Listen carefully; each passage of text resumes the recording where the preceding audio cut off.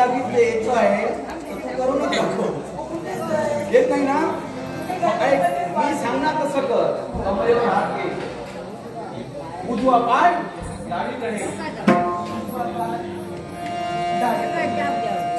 डावा पाय उजवीकडे, उजवा गेला ना डावी.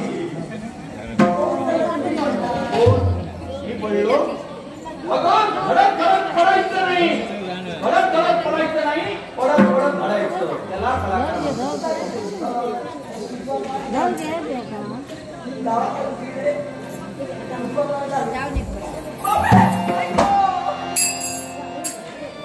जसं काय होणार माहितीये, मी कला सोड, खरंच सांगतो कला सोड, कलेश्वर तुझं पोट बघू शकतो. कारण श्रीमंत बापाची श्रीमंत केली जाईल. अशी पडत राहील, अशी पडत राहील, काय होणार आहे बापाच्या घरी असे एवढं छळ करण्यापेक्षा ही कला तुझ्यात नसावी. जमणार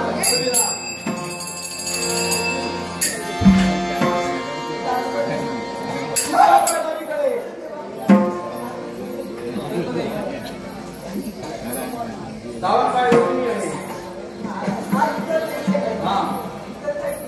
माझा बाप घेणार आहे, तू येणार आहे, शिकायचं आहे तुला.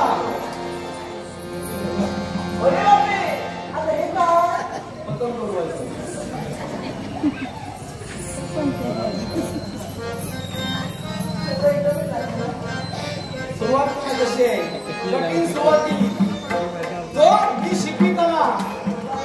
शिकविताना जो टिकला तो कला शिकला. पाहिलं आता म्हण माझी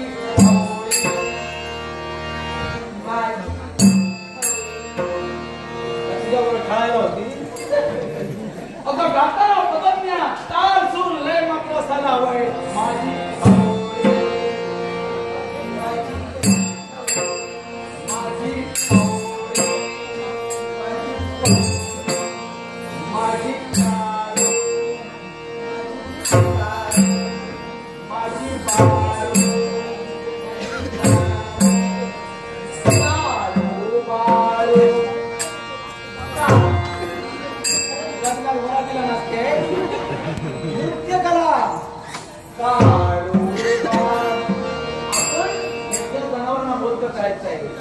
त्यांच्याशी आपण हितगुज करतोय असं निसर्ग देवतेला भासायला हवंय.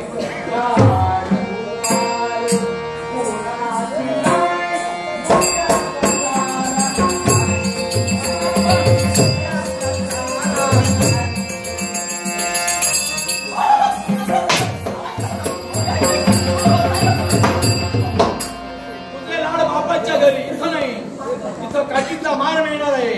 नाच म्हणजे नाचते,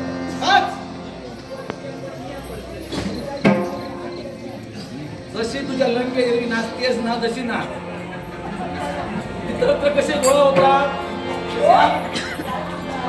श्रीमंती पाहून म्हटले मी, तशी जनावर गोळा व्हायला हवे. हो हो हो पण माझी ढवळे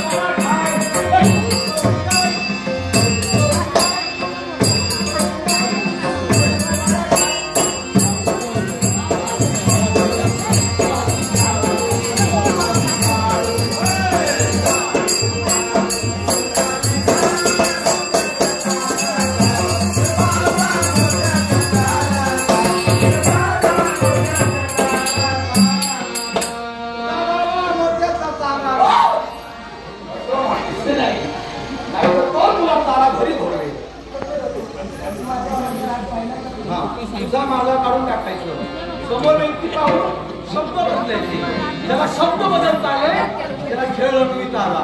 मी कसे बदलतो तसे शिष्याच्या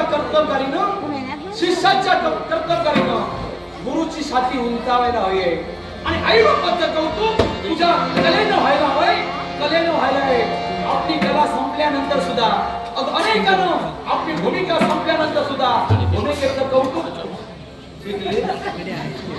नको बोलायला.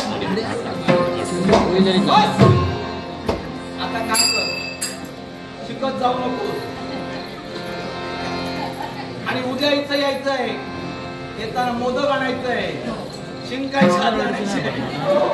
उच्चिष्ट झालेलंय, कुणाची खाना नाही नियम.